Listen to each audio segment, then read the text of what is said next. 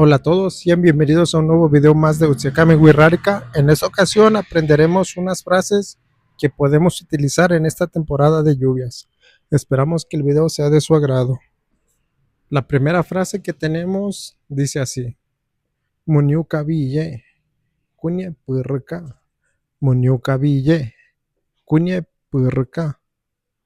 Munyuka bille, kunye purka. Que traduce: ojalá llueva, hace mucho calor. Número 2. Reville muva. Reville muva. Reville muva. Que traduce: ¿está lloviendo allá? Reville muva. Número 3.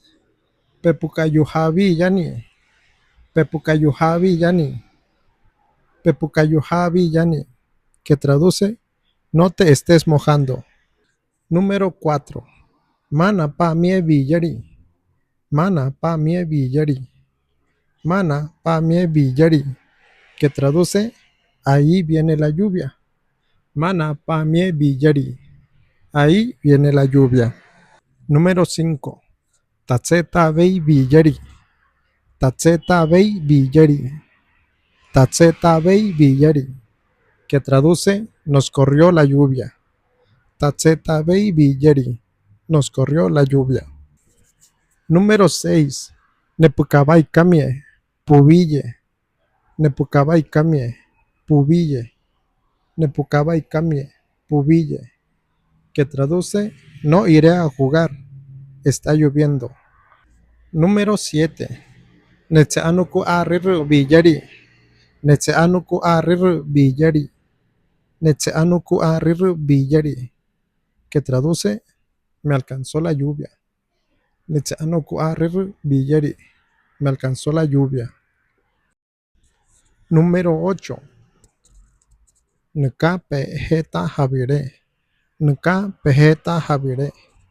Nuka pejeta javire. Que traduce: no te vayas a mojar. Nuka pejeta javire. No te vayas a mojar. Número 9. Pubille e kamatu. Pubille e kamatu. Pubille e kamatu. Que traduce: está lloviendo con aire.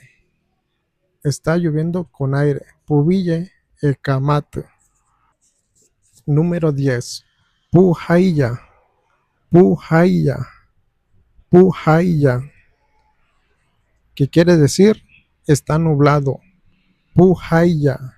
Está nublado. 11. Pubille. Pubille. Pubille. Que traduce: está lloviendo. Pubille.